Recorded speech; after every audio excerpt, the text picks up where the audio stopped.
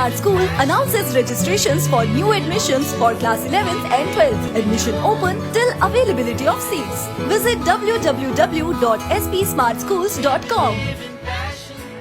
रक्षा मंत्रालय के पीआरओ उधमपुर ने ट्वीट किया, मेजर विभूति शंकर डोंडियाल ने 2019 में पुलवामा में सर्वोच्च बलिदान दिया था।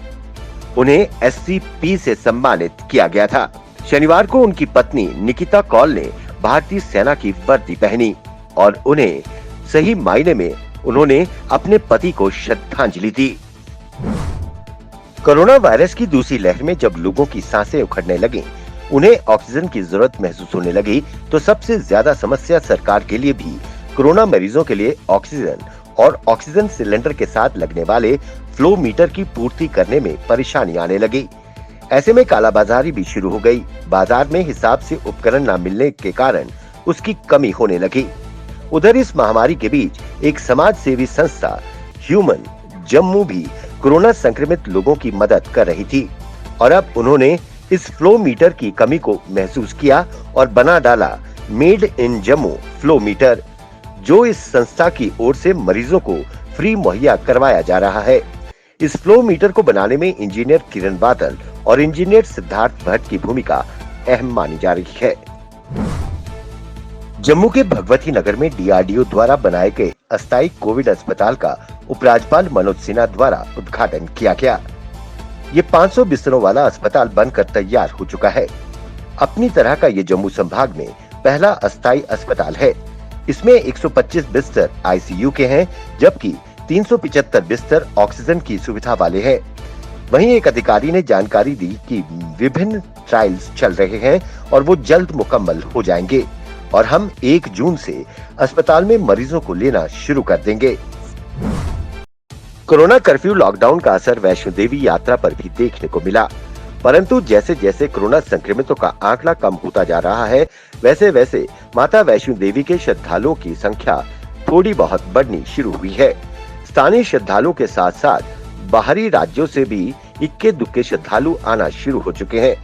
बाहरी राज्यों से आने वाले श्रद्धालुओं ने लोगों से अपील करते हुए कहा कि वो प्रशासन द्वारा जारी किए गए एसओपी और दिशा निर्देशों का सख्ती से पालन करें।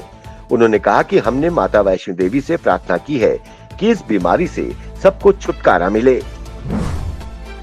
पूरे जम्मू कश्मीर में इन दिनों कोरोना कर्फ्यू लॉकडाउन जारी है, जो तकरीबन 1 महीने से चल रहा है। इसके साथ ही प्रदेश सरकार वैक्सीनेशन के कार्य को भी युद्ध स्तर पर जारी किए हुए है। इसी के साथ प्रदेश सरकार विकास कार्यों को भी तवज्जो दे रही है। इसी क्रम में डीसी जम्मू अंशुल गर्ग ने ऐतिहासिक मुबारक मंडी का दौरा कर वहां जारी कार्यों का निरीक्षण किया और इसकी समीक्षा की। उन्होंने कहा कि हर कदम पर प्रशासन डेवलपमेंटल के काम जारी रखे हुए है। यूटी जम्मू कश्मीर में पिछले तकरीबन 1 महीने से जारी कोरोना कर्फ्यू की वजह से गरीब जरूरतमंद दिहाड़ीदारों को खाने पीने के लाले पड़ते जा रहे हैं। कई संस्थाएं, एनजीओ आगे आए और मदद के हाथ आगे बढ़ाए हैं। इसी क्रम में नगीन टूरिस्ट ट्रेडर्स एसोसिएशन ने कश्मीर वेलफेयर ट्रस्ट के साथ मिलकर कोविड लॉकडाउन में बुरी तरह प्रभावित शिकारा वालों के बीच भोजन किट वितरित किए। जम्मू कश्मीर सरकार की नई एक्साइज पॉलिसी और शराब की दुकानें खोलने को लेकर अब जम्मू कश्मीर के लोग सड़कों पर उतरना शुरू हो गए हैं। वहीं शक्तिनगर वेलफेयर सोसाइटी में लोगों में महिलाओं, बच्चों और पुरुषों में सरकार के खिलाफ काफी रोष और गुस्सा देखा जा रहा है। वेलफेयर सोसाइटी के अध्यक्ष ने सरकार से कहा कि एक्साइज पॉलिसी 2018-19 के तहत कोई भी शराब की दुकानें कॉलोनी, स्कूल, मंदिर, अस्पताल के 300 मीटर के दायरे में खोलने की इजाजत नहीं दी जाएगी। पर अब कैसे शराब की दुकानें कॉलोनी, घरों के सामने, स्कूल के नजदीक खोली जा रही है, जो 100 मीटर से भी कम है। महिलाओं ने उपराज्यपाल मनोज सिन्हा से तुरंत इस मुद्दे पर हस्तक्षेप करने की मांग की और तुरंत इन दुकानों को बंद करने के आदेश जारी करने का अनुरोध किया।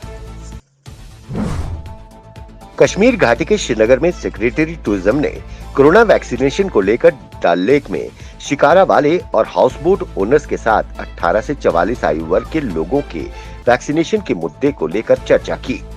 वहीं उनके साथ आए स्वास्थ्य विभाग की टीम द्वारा 18 से 44 आयु वर्ग के लोगों में टीकाकरण कराया गया।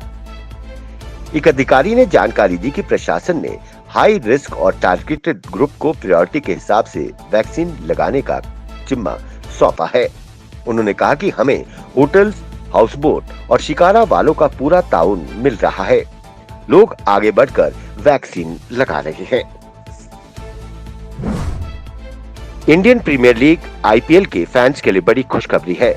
भारतीय क्रिकेट कंट्रोल बोर्ड बीसीसीआई की विशेष आम सभा में निर्णय लिया गया है कि आईपीएल 2021 के बाकी बचे मैचों का आयोजन संयुक्त अरब अमीरात में कराया जाएगा।